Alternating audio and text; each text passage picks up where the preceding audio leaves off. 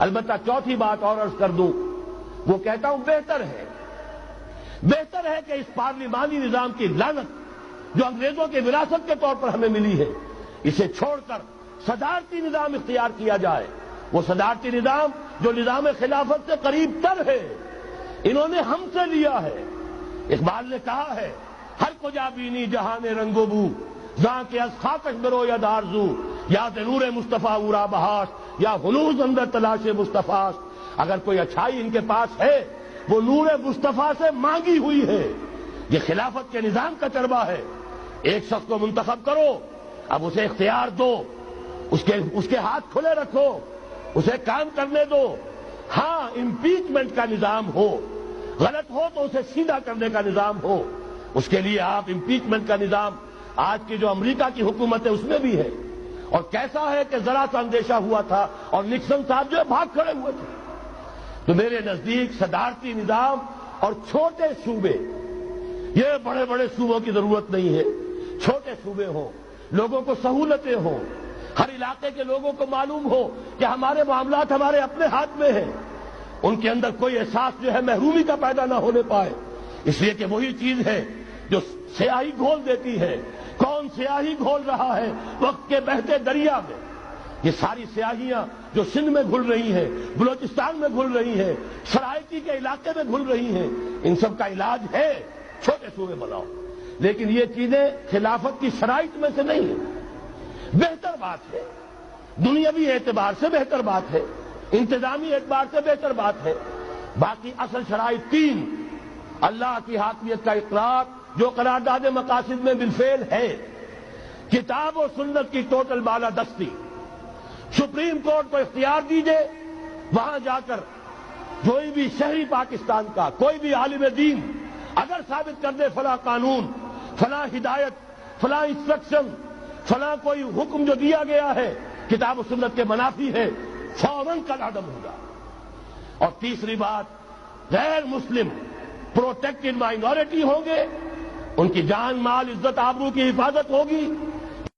طور پر ہمارے ہاں جیسے ہی اسمبلی آئی، جو بھی حکومت بناتا ہے وزیر اعظم، اس کی ساری توجہ اسی پر ہوتی ہے کہیں یہ مینڈک پھدک نہ جائے، کہیں یہ گھوڑا کہیں جا کر بک نہ جائے، کچھ اسے دو، 50 وزیر بنا دو۔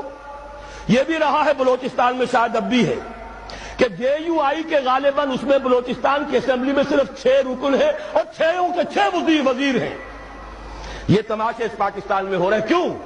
ایک بھی ہٹ گیا حکومت ختم، چند میڈک پھدک گئے حکومت ختم، چند گھوڑے بک گئے حکومت ختم۔ لہذا ساری توجہ اسی پر کام کرے تو کیا کرے؟ کوئی نیک نیت آدمی ہو کوئی کام نہیں کر سکتا، اسے تو اپنی کرسی بچانے کی فکر ہو جاتی ہے۔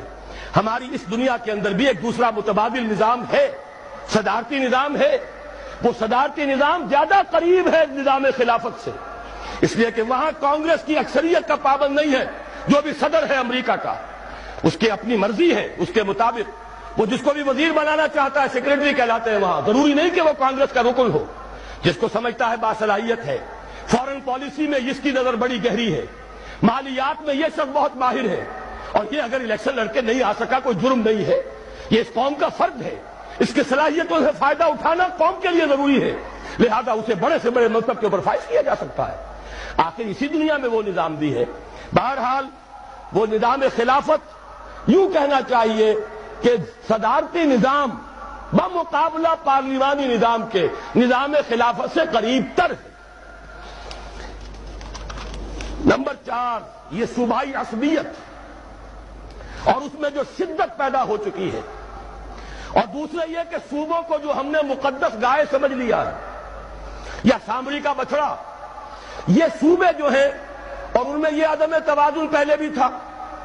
ایک صوبہ مشرقی بنگال، مشرقی پاکستان، مغربی پاکستان کی پوری آبادی سے زیادہ آبادی رکھنے والا، اب بھی ہے پنجاب، تینوں بقیہ صوبوں سے زیادہ آبادی رکھنے والا، اور صوبے برابر۔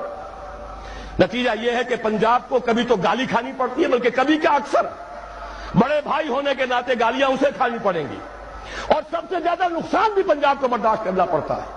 جو حکومت ہے اس کی اکثریت جو ہے پنجاب سے ہے، اسے قائم رکھنے کے لیے اب اکثریت کی ضرورت ہے دوسرے صوبوں سے بھی، لہذا وہ ڈکٹیٹ کراتے ہیں ضیاء الحق 11 برس تک رہا اور وہ ایک بہاری کو پاکستان نہیں لا سکا. کیوں نہیں لا سکا؟ اس لیے کہ سندھی اس کے مقابلے میں کھڑے ہو جاتے تھے. یہ عصبیتیں جب تک نہیں ٹوٹیں گی اس وقت تک کوئی اچھے سے اچھا حکمران بھی یہاں کچھ نہیں کر سکے گا. پھر صوبے آپ نے اتنے بڑے